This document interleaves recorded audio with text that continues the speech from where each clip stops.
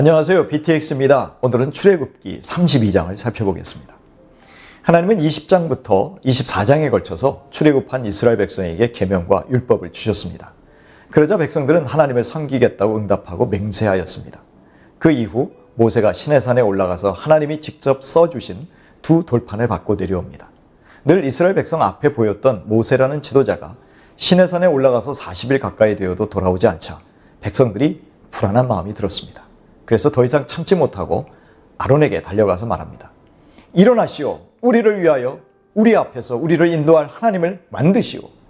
이들은 자신들을 위해서 그리고 앞서서 자신들을 인도할 하나님을 만들어 달라고 요청하였습니다. 지금 시내산을 바라보면 분명 하나님이 구름 가운데 불처럼 임재하고 계신 것이 보이건만 눈에 보이는 것을 만들어 달라는 것입니다.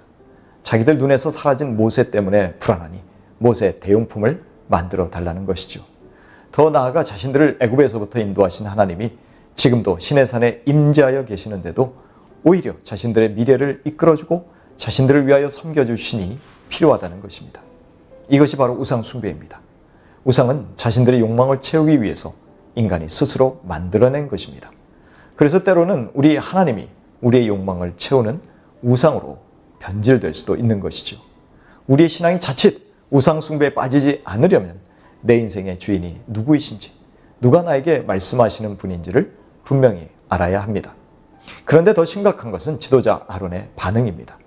백성들의 이러한 자기 중심적인 태도를 꾸짖고 하나님께 바른 자세를 갖도록 지도해야 하는 아론이 오히려 백성들의 요구에 적극 동조합니다. 그래서 애굽에서 가져온 금 귀걸이들을 가져오라고 해서 금 송아지 상을 만듭니다. 그러자 백성들이 이 신이 자신들을 이집트 땅에서 이끌어낸 너희의 신이다 라고 외칩니다. 여호와 하나님을 금송아지의 형상으로 전락시킨 것입니다. 그리고 한술 더 떠서 그 신상 앞에 제단을 쌓고 절기를 지키겠다고 선언합니다. 자기들 마음대로 하나님을 예배할 날을 정한 것이죠. 아론은 이처럼 백성들을 잘못 인도하는 타락한 목자가 되어 백성들로 하여금 이방 예배를 따르며 흥청거리도록 방관했습니다. 지도자들의 역할이 얼마나 중요한지를 깨닫는 대목입니다. 그들은 불과 40일 만에 하나님의 계명을 잊었습니다. 하나님이 명령한 길을 백성들이 빨리 벗어났습니다. 자기들이 하나님을 섬기겠다고 3번이나 맹세를 해놓고도 이들은 그것을 까맣게 잊어버렸습니다. 이것이 바로 타락이요 영적 침해입니다. 하나님은 분명히 우상을 만들어서 섬기지 못한다고 말씀하셨습니다. 하나님은 완악하여 불순종하는 이스라엘 백성들에게 진노하여 진멸하려고 하십니다. 하지만 모세는 이 백성이 주님의 큰 권능과 강한 손으로 애굽 땅에서 친히 인도하여 내신 주님의 백성이라고 말합니다. 주님의 소유된 백성에게 이와 같이 노하실 수 없다고 모세가 호소합니다. 이 하나님의 백성이 시내산에서 다 죽는다면 애굽 사람들의 조롱거리가 되지 않겠느냐는 것이죠. 하나님의 백성만이 아니라 하나님도 불명예를 당하고 조롱을 받게 된다는 것입니다. 모세는 이어서 주의 종 아브라함과 이삭과 이스라엘을 기억하옵소서라고 말합니다. 즉 이스라엘의 조상들과 맺으신 언약, 그 후손에게 가나안 땅을 주시겠다고 한 약속을 지켜달라는 것입니다. 그러자 하나님은 모세의 간절한 기도를 들으시고 뜻을 돌이키셨습니다. 하나님의 보좌를 움직인 모세의 기도는 하나님의 이름이 거룩히 여김을 받기를 원하시는 우리 예수님의 기도와 상통합니다. 모세는 하나님의 약속을 붙들었고 그 백성들을 구원하셨던 일들을 다시 기억해달라고 기도하였습니다. 모세는 기도하여 응답받은 후 여호수아와 함께 산에서 내려옵니다. 그의 손에는 하나님이 손수 만드신 언약의 증거판 둘이 있었습니다. 이때 백성들은 수송아지 주위를 돌면서 춤을 추고 있었습니다. 백성들은 하나님께 제물로 드리는 수송아지를 우상으로 만들고 그것에게 예배하는 예식을 거행하고 있었던 것이죠. 어떤 피조물의 형상도 만들어서 섬겨서는 안 된다는 첫 번째와 두 번째 계명을 정면으로 깨뜨린 것입니다. 그래서 모세는 손에 들고 있던 돌판 둘을 산 아래로 내던져 깨뜨렸습니다.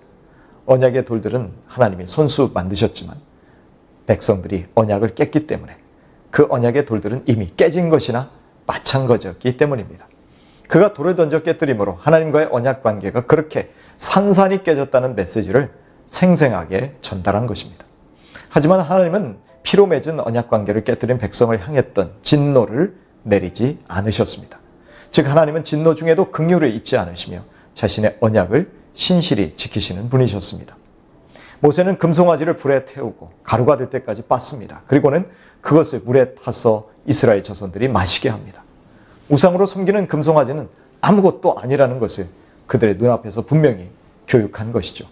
자신들의 신을 갈아 마시게 함으로 부끄러움을 당하게 한 것입니다.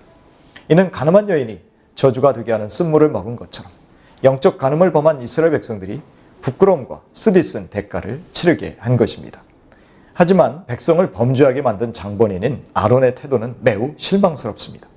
그는 제일 먼저 백성들에게 탓을 돌립니다. 이 백성이 악하게 된 까닭을 아시지 않습니까? 그는 백성들이 악해서 이런 일이 벌어졌다고 말합니다. 백성들의 잘못된 요구를 들어주는 나약한 모습을 보였던 것에 대한 반성과 회개가 없습니다. 마치 자신이 그런 금송아지를 만들 의도가 없었던 것처럼 거짓말까지 합니다. 저절로 송아지가 생겨났다는 이 코미디 같은 말을 누가 믿을 수 있습니까? 아론의 책임이 큽니다만 하나님은 아론을 더 이상 문책하시지 않습니다. 정상 참작이 된 것일까요? 전적인 하나님의 은혜로 밖에는 설명이 안 됩니다. 타협하며 남 탓을 하는 지도자가 아니라 하나님 편에 서서 용기 있게 불의에 맞서는 지도자를 보게 되었으면 좋겠습니다. 모세가 백성들을 보니 방자하였습니다. 이 말은 도저히 제어할 수 없는 상황이 되었다는 말입니다. 일종의 반역과 폭동이 일어나서 진압해야만 하는 상황이 된 것입니다. 그 결과로 하나님의 백성이 적들의 조롱거리가 되었습니다. 그렇게 만든 사람은 바로 아론이었습니다. 이러한 하나님의 백성들 때문에 하나님의 영광이 가리워졌습니다. 하나님의 이름이 오히려 함부로 취급을 당하는 상황이 된 것입니다. 모세는 백성의 모습을 보면서 하나님의 진노가 닥칠 것 같은 예감을 합니다. 어떤 특단의 조치가 있어야 한다는 것을 깨닫습니다. 그래서 주님의 편에 설 사람들을 모은 것입니다. 이에 응답하여 레위 자손이 다 모여서 모세에게 나왔습니다. 비록 아론이 금송아지를 만드는 동안에 방관하고 있었지만 이제 회개함으로 확실히 결단하고 하나님 편에 선 것입니다. 모세는 레위 자손들로 하여금 우상 숭배로 해이해져서 제멋대로 날뛰고 있는 백성을 죽이도록 명령합니다. 그리하여 죽은 숫자가 약 3,000명이었습니다. 그들은 가장 가까운 이스라엘 자손이요 친척이기도 했습니다. 모세는 레위 자손의 이 헌신에 대해서 하나님이 복을 주실 것이라고 선언합니다. 이러한 레위 족속의 결단과 충성이 이스라엘에게 미래를 가져다 주었습니다. 레위 족속은 범죄한 형제들을 처단함으로 이스라엘로 거룩함을 유지하게 한 것입니다.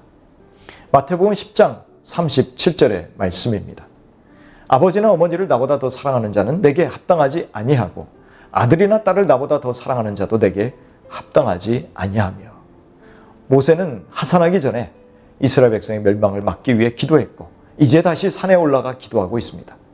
비록 3,000명의 배역한 백성들이 죽었으나 이러한 우상 숭배의 죄는 용서받기 힘든 죄라는 것을 알고 있었기 때문입니다. 그러나 하나님은 또한 용서하시는 분임을 알기에 보좌 앞에 담대히 나아가 때를 따라 돕는 은혜를 구한 것입니다. 이와 같이 모세는 자기의 생명을 걸고 백성들의 용서를 간구하는 중보자였습니다. 하나님과 사람 사이의 중보자가 된다는 것은 하나님의 백성을 사랑하고 자기 목숨을 담보하는 결단이 있어야 한다는 것을 알 수 있습니다.